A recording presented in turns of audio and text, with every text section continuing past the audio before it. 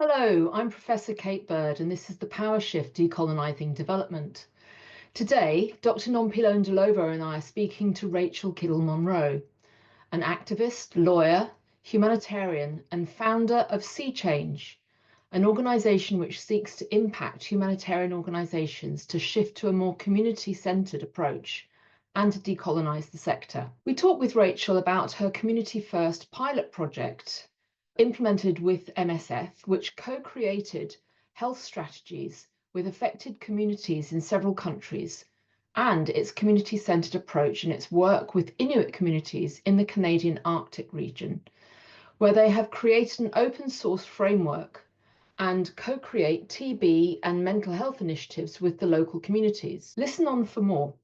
And don't forget to like or share. To receive practical resources on shifting power, do sign up via our website, devhubuk.org. Scroll down on any page and sign up. Look forward to seeing you again. Bye for now. Welcome to the Power Shift Decolonising Development, the podcast series seeking to bring together thinkers, practitioners, and activists to share ideas, inspire change, and identify tools for practical action. I'm Professor Kate Bird, a socioeconomist and director of the Development Hub. Today's co-host is Dr. Nompilo Ndlovu. Over to you, Nompilo. Greetings, I'm Dr. Nompilo Ndlovu. I'm a Zimbabwean living and working in South Africa. I'm an oral historian who applies gender frameworks to my work with communities in Africa. Recent work has included involvement in a mixed method study on poverty dynamics in Zimbabwe, where I led the work on gender and marginalization. My PhD focused on mass violence, memory, and local transitional justice in post-colonial Zimbabwe. Back to you, Kate. Thanks, Nompilo. Today, we're very excited to be talking to Rachel Kiddell-Monroe, an activist, lawyer, and humanitarian who's been working for many years, leading positions for Médecins Sans Frontières, Doctors Without Borders. Rachel founded SeeChange in 2018 and works to impact humanitarian organisations to shift to a more community-centred approach, contributing to decolonisation in the sector.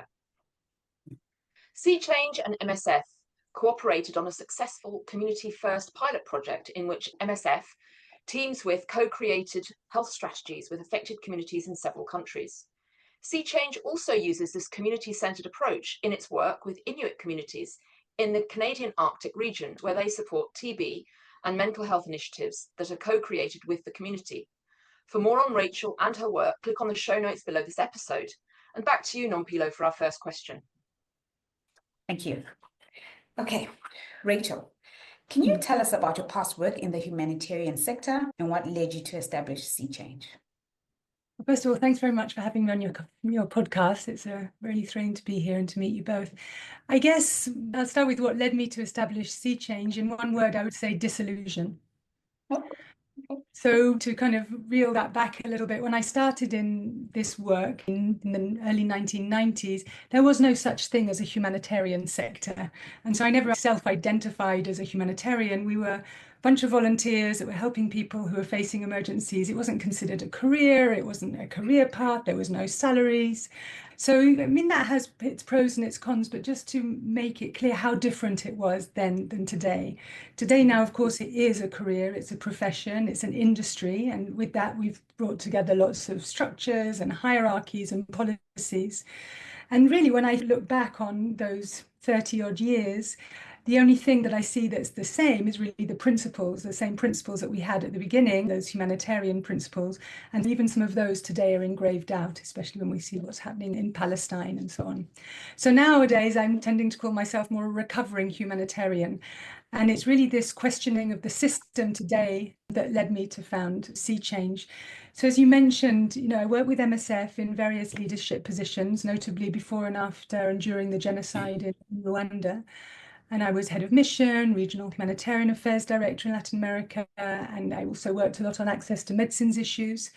And then I left for a period of 9 or so years where I worked with a student organization. I was raising 3 sons at the time, so it was better suited to my lifestyle that I needed. And then I came back to MSF in 2013 and really went at a much higher level on the International Board of Directors, so the overall steering and direction of the organization.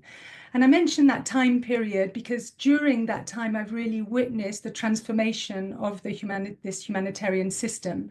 in some ways, I saw how the industry changed for the good. I mean, there were a lot of important things that have been done, but I've also seen how it's become increasingly disconnected from the reality of people and communities on the ground, and how it's been perpetuating this sort of charitable model, really, which is at the heart of this problem of coloniality. So perpetuating that charitable model on communities that are extremely sophisticated. Just as an example, I mean, communities in Kenya cottoned on to telehealth way before any humanitarian organizations did, but we had this system that doesn't really allow that organic growth from the communities to translate. It's very much this top-down approach run by more and more bureaucrats and supervisors that are sitting at a distance more frequently now to the communities. And so after spending these 6 years on the international board, there was a lot of things going on in the world in terms of the migration crisis, in terms of the attacks on health in Afghanistan and Syria, and then the Ebola epidemic, which broke out at that time. I really got to see how difficult it was for an organization the size of MSF to really make the changes and the moves it needed fast enough. Because when we look at the world today, we see these cascading humanitarian crises. We see what we're facing in terms of the climate emergency, which is accelerating, the increase of number of people on the move, forced to leave their homes because of environment, war, conflict, and plus our global situation in terms of conflict today, which is in a terrible state with the Sudan, with Syria, with Palestine, all of these issues going on. So I decided that if I really wanted to look at the how of making the change, because I think a lot of people understood, yes, it's a colonial system, it's anchored in a colonial structure and mindset, there is racism, there's social injustice. People were talking as if they knew why it needed to change, but then they would say, but it's okay, we'll just make some little tweaks around the edges and then we'll all understand that and then we'll just get on. And it was just business as usual. And for me, it was in this how that we really needed to change. And that was why I founded the SeeChange initiative, was to look at how do we actually implement decolonial practices? How do we truly center communities in a way that honors, respects, and builds on their capacities, their strengths, their historical knowledge, their cultural knowledge? And how do we together learn how to do this differently? Because what we're doing now doesn't work. It's clear what we're doing now does not work. We have to change. We have to change. We cannot carry on like this. We are not able to face what's going on. And in fact, what we're doing, and I think that Palestine for me is such a red line, what we're actually doing is perpetuating those colonial structures by not being able to speak out as humanitarian organizations clearly since the beginning about the genocide in Palestine, in Gaza. We have become unwitting accomplices to it, and it's really problematic. So humanitarian organizations need to take this moment to reflect. So what I'm trying to do now with SeeChange is see how to do that. It's interesting because as I was thinking about, well, what could I do to, where could I work? And, your mind always goes to the global south, and that's our traditional stomping ground, if I can put it that way. And actually, I'm new in Canada. I'm not a Canadian by birth, but I moved here about 20 years ago, and I'd never heard about this crisis that's going on inside Canada, which is this epidemic of tuberculosis amongst the Indigenous peoples, especially the Inuit in the north of Canada. And when I heard that they're 300, now it's actually since COVID, 600 times more likely to contract tuberculosis than any non-Indigenous Canadian-born person, I said, well, this is ridiculous. We can get rid of this. We can change this. So I started to work. It was Stephen Lewis, who was the former special representative on HIV/AIDS, and who became a very big activist as well around tuberculosis in more recent years. He had come back from the north talking about the cultural genocide that was happening in Nunavut, which is the province in the north, and saying, that these issues were not just simply medical issues of tuberculosis, but actually structural issues of embedded racism, embedded colonialism, and this was the result of Canadian colonialism, which is ongoing. And so as I started to work with different communities, just to give an idea, it's 25 communities of around 35,000 people in total, over a 2 million square kilometer area. Everything is accessible only by plane. There is no roads at all. It's an incredibly, we would call it very remote. The Inuit don't think it's remote, they think it's perfect. But from our southern perspective, we see it as remote. And so the working with these communities really brought home how these issues that they're facing, whether it's health, we're working on tuberculosis and mental health, you could not look at these individually. You had to see them in the context of the historical trauma, the impacts of colonialism, the impacts of racism, and the ongoing colonialism, which is the case with countries like Canada, Australia, Aotearoa or New Zealand, these other countries where the Indigenous peoples are still undergoing active colonialism in the very sort of traditional sense. So that's what I've been doing. And, you know, the idea was not to start an organization, because I'm anti-growth in organizations, because I think now, you know, we've also as organizations become victim to the capitalist structure of just continually growing. Bigger is better, bigger is beautiful, and I'm much more small is beautiful. Keep small and humble and limited, and keep the growth on the ground with the communities. So it's an initiative to try to demonstrate ways that you can work differently and what that requires to do that. Thank you, Rachel, for giving such detailed context. Yeah, it's such brave work that you're doing. Just a linkage to that, you work directly with communities and you strive to influence humanitarian organizations and policymakers. What is the connection between your work with Inuit communities in Canada and the broader humanitarian policy work? Yeah, that's a really interesting question. Aside from the fact that the first time I went to Nunavut, the conditions that I saw people living in was probably some of the worst conditions I'd seen anybody live in. And I have been in a lot of environments, as you both have, where living conditions are pretty poor. So if you take a context like a community up there in the north, it's minus 40 degrees, minus 50 degrees, minus 60 degrees, very, very poor housing, poor heating, people living in poverty, not having enough money to pay for everything they need, living 17 to 18 people in a house. And there's nothing there. You know, they were forced into communities in the 1950s. Originally, they were nomadic people who traveled the land in very small groups, and now they've been sort of forced into these larger communities, which goes against their cultural ways of living. So the environment, so that was the first sort of direct connection, is how that kind of neglect and structurally created poverty was the same here in Canada in the north as it is in other countries that I've been in, whether in DRC, whether in Kenya, whether in Djibouti. So that was one thing. The other part of it for me was really the fact that communities in the north are not directly involved in their own response to their health crises. Their response to health crises is bought from the outside. There are no humanitarian organizations up there, it's just the government. And so the government makes the decisions about the policy, and then it goes to implement those in the communities. So for instance, a TB response is 25 people from southern Canada landing in a community, not speaking Inuktitut, not knowing the culture, coming to deal just with TB and taking over the whole community, which is usually between 500 and 1,000 people. So you can imagine the impact that that's having. And the community is not engaged, so they're very passive. So they sit, they wait, the intervention's done, they half listen, then the intervention's finished, the people will leave and they go back to normal, back to where they were before, actually. And so this for me really exemplified again how this lack of community engagement is something that I've seen throughout the humanitarian industry. And that is a very direct mirror of the two, which is kind of shocking when you're in a country like Canada, when you think super rich country, everyone's sort of active, engaged citizens. It's actually not the case, which is the same in many other countries as well. You know, you get your global statistics about the country and everything looks fine. It's when you start to look in the fine print that you realize what kind of structural inequities are existing inside the countries. So that structural inequity has been a really coinciding factor. I know you've already started to speak of some of the issues or just challenges that you faced, including working with peoples that have remote access and using internationally developed hybrid solutions where there's room for just local developed initiatives, as well as structural injustice. But can you describe to our listeners any additional challenges you have faced working on community-centered approaches to health crisis in Canada? And why is it particularly important that you take a decolonized approach in this work? Some of the challenges faced in Canada, I mean, there's on two sides. I think on the one side, on a very practical side, as I was mentioning, working in the north is incredibly difficult and it's incredibly expensive. It's probably the most expensive air miles in the world. Just to travel 3 hours north and 3 hours back by plane is around 5,000 Canadian dollars. I mean, I could go to Zimbabwe and back a couple of times for that money. So nobody goes to the north.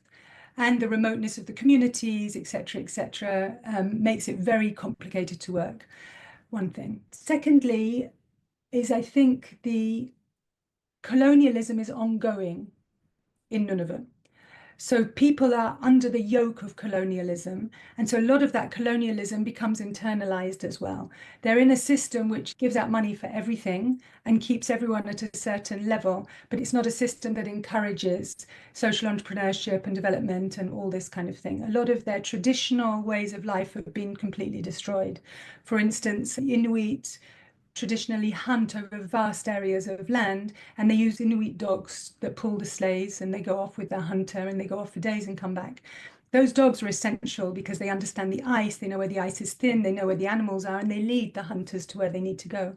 So in the 1970s, the Canadian Mounted Police went in and killed all the Inuit dogs. All of them, they were slaughtered. And so people were left without dogs, and instead they were given skidoos with some petrol. Well, skidoos go wrong, mechanical problems, no garage, no spare parts, takes you at least a month, 2 months to get your spare parts, petrol runs out, and you need money for petrol. Whereas the dogs, you fed them from the hunt. And these are wild animals. So you understand how that has completely disrupted their way of living. So these people have had those traditional ways taken away. But very, very recently, this colonialism, they only came off the land in the 60s and 70s. Before then, they were living as nomads. So their experience is only 50 years old. So it's very interesting and difficult to work, to find ways to collaborate. So that's very challenging, but we've learned so much from it because they have very clear ways of working and they create those spaces that then they demand that you walk into. And so that's been a big learning experience. The other side of the problem is really then the political side of the problem, the Canadian government side of the problem. There is no political will really to change. If you go back into the 1950s, 1940s, there was clear statements from the Canadian government that they wanted to beat the Indian out of the Indian. They put all the Indigenous children into residential schools, forcefully took them away from their homes. Parents didn't know where their kids were. When they got to the school, hair was cut off, were not allowed to speak their local language. They had to eat the food they were given, Western food. The same thing happened around tuberculosis. People were forcibly taken from their homes if they were positive for TB. Children were taken away from their mothers, young children 2 years old taken away from their families, brought to the south of Canada, put into TB sanatoriums, where again they were denied the right to speak Inuktitut. They were not allowed to play. Many of them report that they were chained onto beds for 2 years. Awful, awful stories. And a lot of these children and young people who went to these sanatoriums, either they died there and their parents never found them and never knew what happened to them, or the ones that did go back were seen to be white, seemed to have taken on all the airs and graces of the settlers, of the colonials. And so they were not accepted easily back into their communities. So those people went back extremely traumatized. All of this to give you a picture of this intergenerational trauma that is going on and how the government has really not done anything about that, but just continued to act. So billions of dollars are poured into the system in Nunavut. There's no lack of medicines, there's no lack of medical staff, but they're all medical staff from the south. Inuit themselves have not got to the level where they can even get into university because the education system is so poor in their communities. So to get a full education, they have to come to the south, they have to leave their families. And Inuit communities are extremely family-oriented. The bond is so strong that when you take a young person out, they become lost. I mean, we recognize that from many environments. So that is really one of the challenges around that here has been that lack of political will in Canada, the historical bias against the communities themselves, and that people don't believe that the communities can actually do it. It's really that I know better. You know, I've got my science, I've got my hospital training, I'm a medical doctor, I'm a this, I'm a that. I know better than you. And up till recently, Indigenous peoples were seen to be boards of the state. They were not even recognized to be able to vote or have those rights. So that's status going on. The other part of it is the way that the system works in Canada is it's government to government work. So it's government of Canada working with the territory of Nunavut. And so there's a bias to working with a government, which is also based in a colonial approach. The government's a colonial embedded structure. It's not about individuals being bad. The individuals are all great. It's just the system is coded to work in a certain way, which is not to work with the communities, but to work for the communities, on the communities, above the communities. So that, I guess in the end of the day, it's this power imbalance and this structural inequity, which is really creating the difficulty. It sounds like quite a challenging environment. Yeah. Mm-hmm. Yeah, I don't even have anything else to add. Kate, over to you. Thank you so much. Rachel, you're talking with such articulacy and passion about the situation that you're confronting. I mean, what I'm hearing from what you're saying earlier on in the conversation, you were talking about people being compromised and complicit in genocide in Gaza. And I absolutely recognize what you're saying, not just within the humanitarian sector, but within my own part of the ecosystem, which is global development. And I recognize the trends of complicity and silence.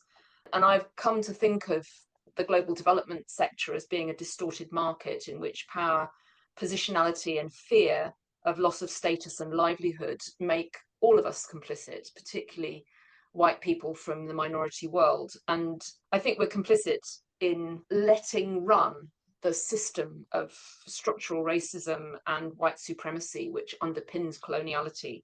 And you're talking at the moment very fluently about current coloniality and race. But earlier in the conversation, you talked about there being a shared understanding across the sector that change is needed. And I might have misunderstood that or be overemphasizing your apparent feeling that there's a consensus. But I come across many people who don't ascribe to the need to have a kind of root and branch change and to transform the global development and humanitarian sectors. I mean, I think there's actually a huge range of understandings and resistance to change.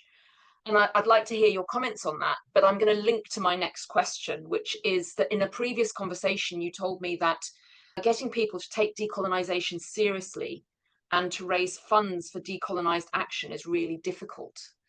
Do you think that the kind of the statement that I've just made links to that difficulty? And I wonder if you can unpick that a bit from your own experience of trying to raise funds, but also trying to create change, both within the Canadian setting, but also more widely in your work. Yeah, thanks for bringing that clarification around there. Sometimes I think I move into rarefied circles because all the people I talk to are all into decolonisation, and so we're speaking the same language. But I agree with you that it's not even across the industry, whether it's the emergency, which is what I'm involved in, or the broader global development side. But what I do think is that there is the trend towards talking about decoloniality is much more accepted than it was. And there's an acknowledgement that there's something that needs to be addressed. I think that no one can ignore it anymore, however they can try. I think that it's a little bit like what we did with feminism. As long as you put in your grant one little line about, yes, we will adopt the feminist principles and we will make sure that women are involved and there's gender equity, that was enough. We just put the little words in there. I think the same is happening with decolonisation. Everyone is sort of putting the words in and speaking the right language, but they're not walking the talk. And that's where they're sort of between the why and the how. Like, why do we need to do it and how we need to do it? I think the understandings of why we need to do it are different. I think there's some people who just say, well, we'll need to do it because everyone's talking about it and we have to show goodwill. Then there's people who say, no, we need to do it because we fundamentally need to change the system. I think that's where the division comes. I think there's a lot of people who believe we can just make some little tweaks, put a bit more DEI, diversity, equity, inclusion, have a few more black faces on the boards, have a few more regional offices, then we're going to be good. And that kind of makes sense from a financial perspective and an operational perspective as well. And that was what we always wanted to do. But this is just lip service, and this is very cosmetic. I absolutely agree with you, Kate, is that the fundamental understanding of how this system needs to change and pivot totally. This is not accepted by many people.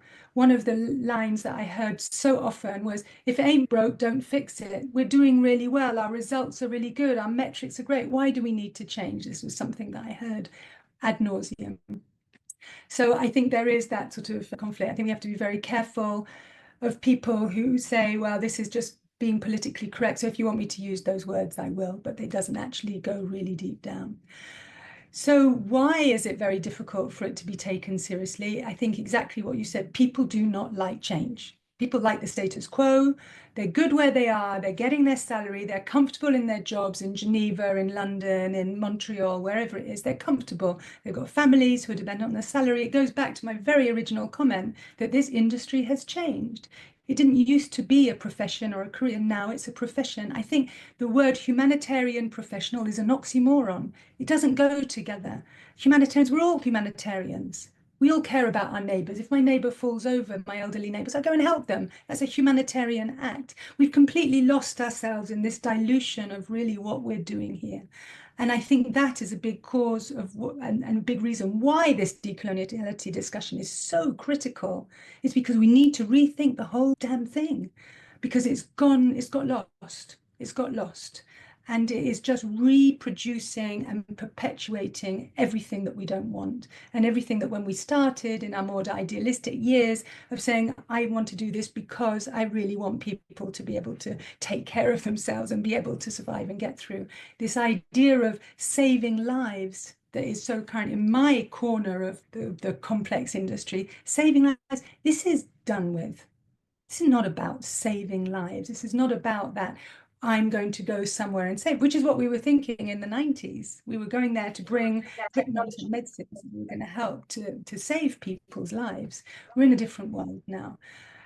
So I think the white fragility is a big cause of this as well. Many people that I've spoken with feel I've dedicated my life to working in Africa.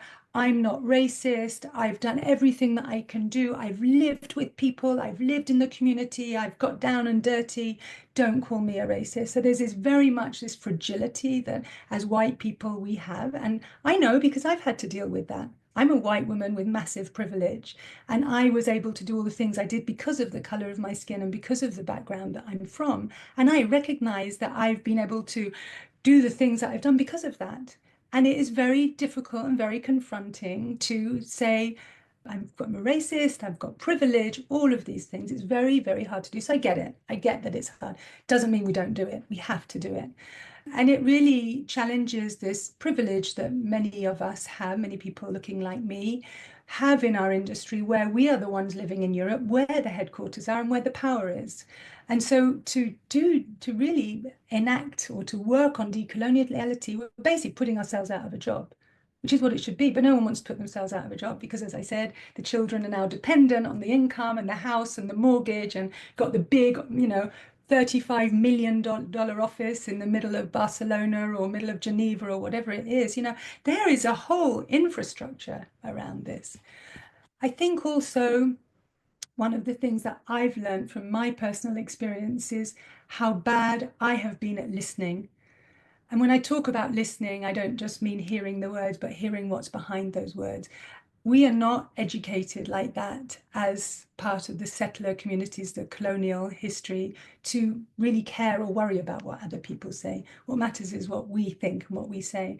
And to break that and to learn to listen and truly listen. So listen to what you're saying without thinking like, what am I going to say next? But rather really listen and take the time to take that in. We're not willing to take that time to listen. If we want to work in communities, if we want to work in decoloniality, we have to listen. We have to take the time. That means that the results are slower, the results are not linear, the outcomes are not linear. We have to embrace different ways of thinking. We have to embrace more circular, more the idea we have amongst some First Nations here in Canada of the 7 generations back and the 7 generations forward, that every act you take is affecting 7 generations back and will affect the next 7 generations.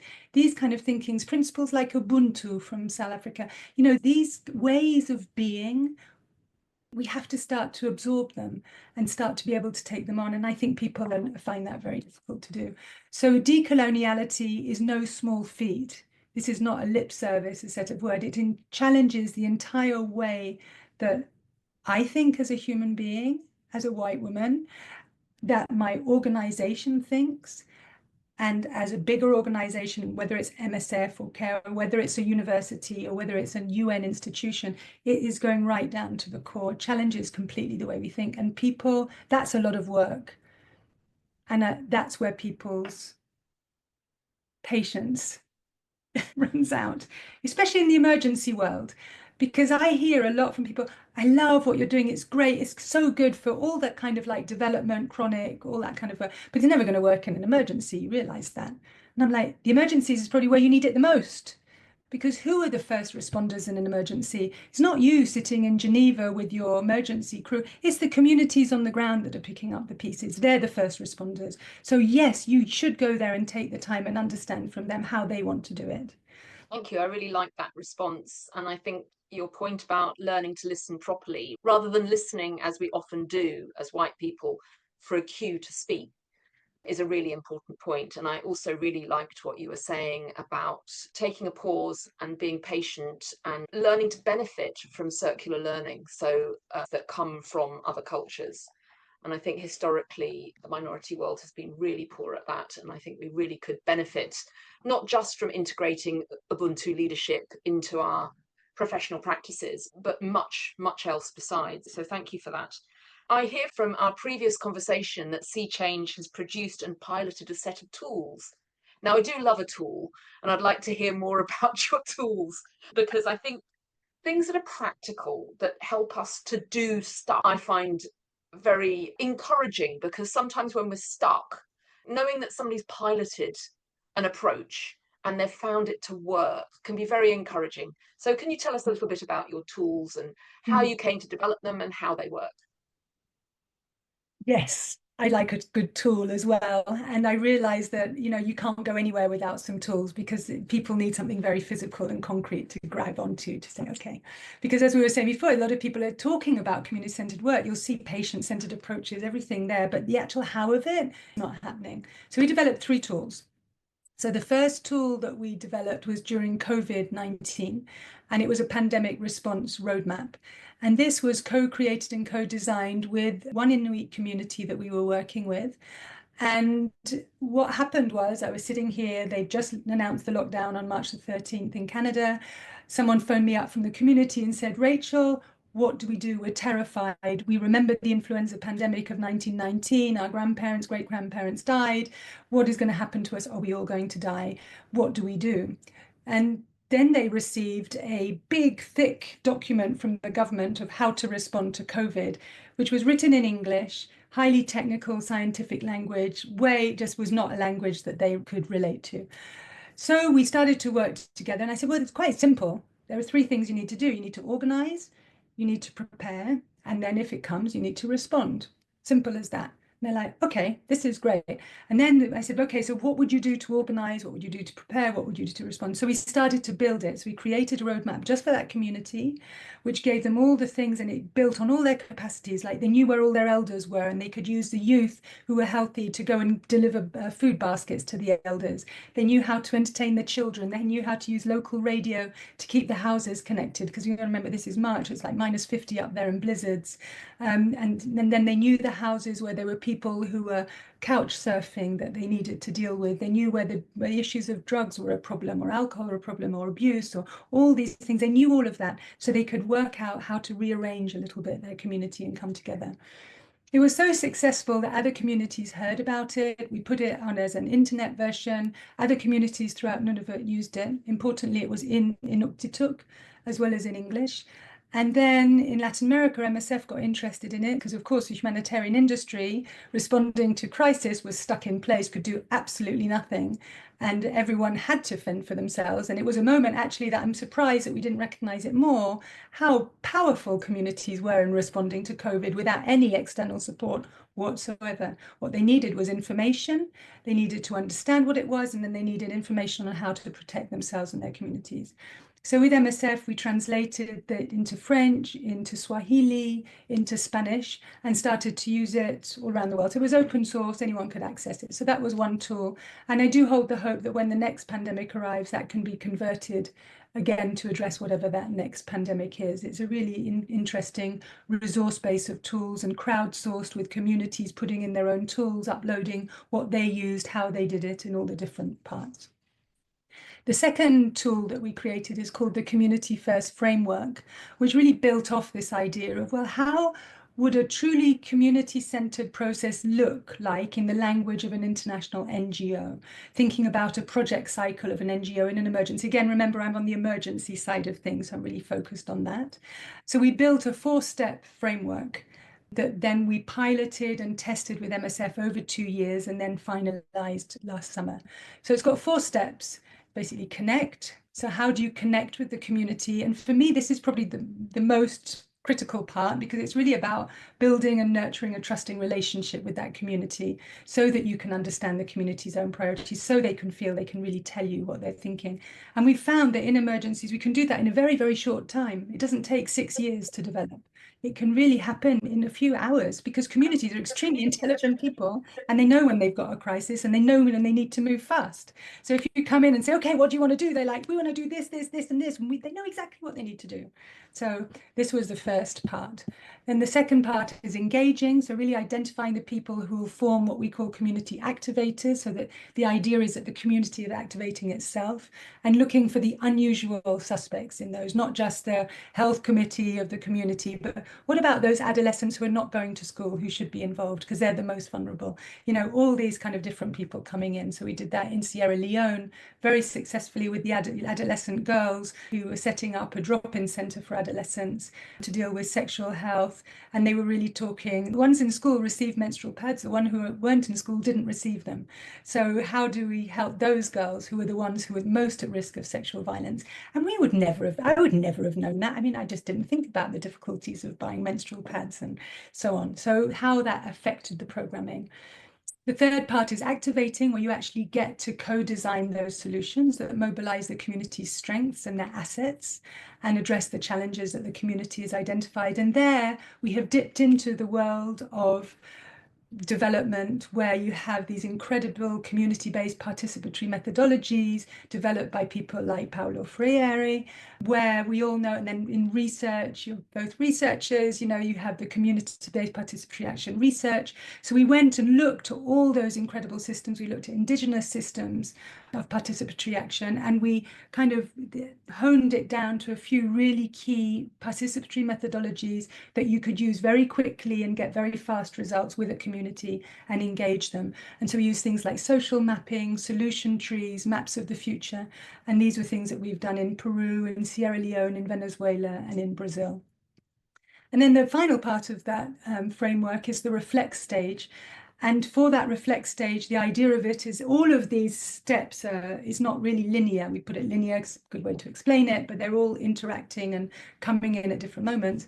The reflection is really the monitoring and evaluation and learning aspect, which is our third toolkit. And that is a toolkit on how do you look at how the communities are involved in the co-design of those health strategies, how are those playing out, how do they need to be tweaked, in which parts of the project cycle.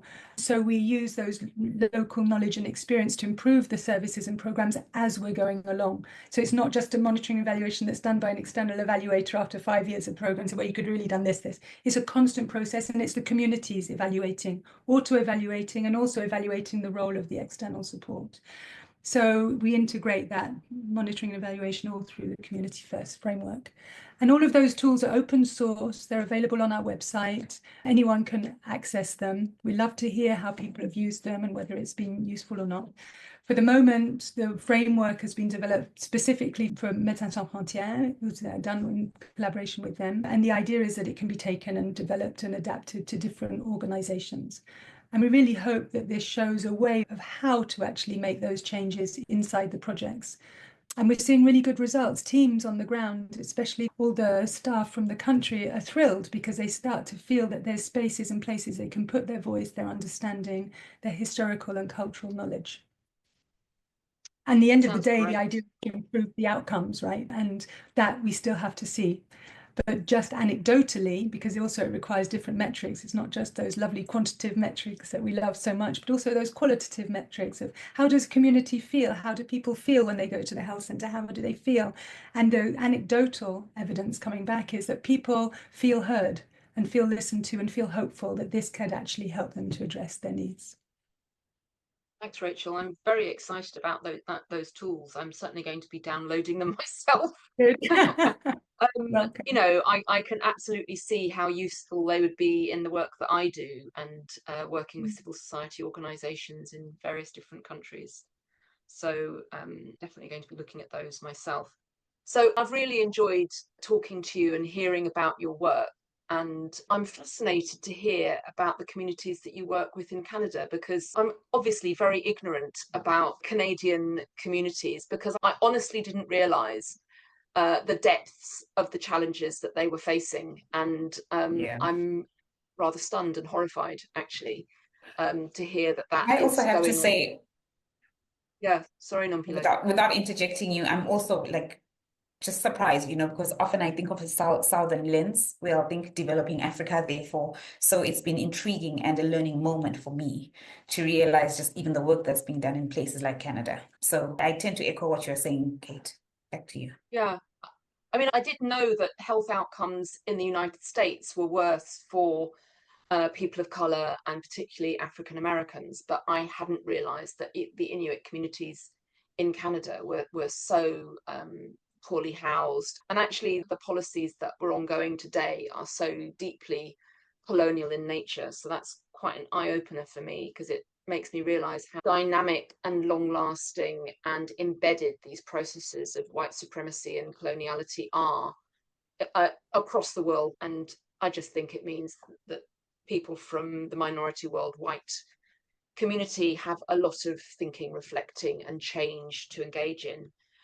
And that brings me to our last question, Rachel. Other than personal transformation and the inner work, which seem to be the two themes that are brought up over and over again by my guests when I ask this question, what do you think are the priority actions or the first steps that our listeners and viewers could take to contribute positively to the process of decolonising, anti-racist action, or shifting power? I think probably the most important thing that I've done, apart from the personal transformation, is to be the one to take a stand in meetings about these issues and to push it, and to take what is, you know, it can't be denied, it's a personal risk when you stand up in a meeting and you start to call out these things. We have to do it, and we have to take that courage to do it. And our non-white colleagues, if I can say, they deserve that. They deserve that we stand up. And I've seen the impacts of standing up and speaking up, and how it's open spaces for other voices then to come in and speak their truth in those environments as well. I am in such deep admiration, and I have of people who are continually putting themselves in the line of fire based on their colour or their background and their culture. And I've seen my colleagues so drained and looking so strong in a meeting, and then afterwards just crumbling down. And it's just not fair. It's just not fair. We have to do this. And I think, you know, one of the things that has been really shocking for me has been around Gaza, and the kind of flashback we got for speaking out on the genocide and calling it a genocide and demanding that it was called a genocide by humanitarian organizations, which proves to me that we need to talk even louder. We need to be protesting. We need to be in those spaces. I think the second thing for me as well is refusing to show up on a panel or whatever if there isn't the meaningful diversity on that panel. Already for a long time I refused to show up on a panel that's got 6 men and me. But now it's not even enough to have a gender balance. You have to have a cultural, racial balance in it as well. So I do not show up in panels that have predominantly white women in them. Talking about feminism, this I will not do.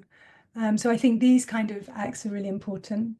The third thing, I think, is to get involved with actively anti-racist decolonial movements. So I just came back from Peru 10 days ago, where we had the initial meeting of a permanent forum on decolonization for Latin America. And it was just the most wonderful space because, first of all, I didn't speak. which was great. I just sat as part of the group, but very much in the background. The whole thing was led by indigenous peoples from 21 different countries in Latin America, bringing their culture. The center of the meeting was a massive altar that was created to Mother Earth, bringing fruit and vegetables and flowers and plants, all the symbols of what the earth gives us and the connection between humans, plants, and animals. And that altar was, you know, it was about 25 meters by 5 meters. It was large, very, very large. And we were just around the edge. So we were like diminutive around the edge of this altar that kept reminding us the whole time. And this for me was decolonial. The whole way the meeting was run, there was a very loose agenda, but introductions took half of the 2 days. Was just getting to know each other. Who are you? Where are you from? Why are you here? What do you believe in? Giving people the space to talk. And after 2 days, we came up with a charter on decoloniality from that meeting. We would never be able to do that in a meeting done the Western style. And everyone would say, well, it's such a waste of time spending half a day just doing introductions and then the other half kind of doing cultural things. No. It set the basis and the parameters for everything that we produced. And the next day we produced a document, co-created, co-designed, done and dusted. Hope everyone can go and have a look at that. So that going and supporting and encouraging those kinds of spaces rather than the old classic conferences and events that have been organized, but look for those new spaces where the communities are really the ones guiding and leading the way. Thank you, Rachel. And as you said, take a moment to sit in the audience rather than dominating the space, as we are trained and kind of professionally positioned to do so often as kind of elite white women. So I'm very conscious of the need to create space for others and to kind of sit back in silence, and it goes so badly against the grain.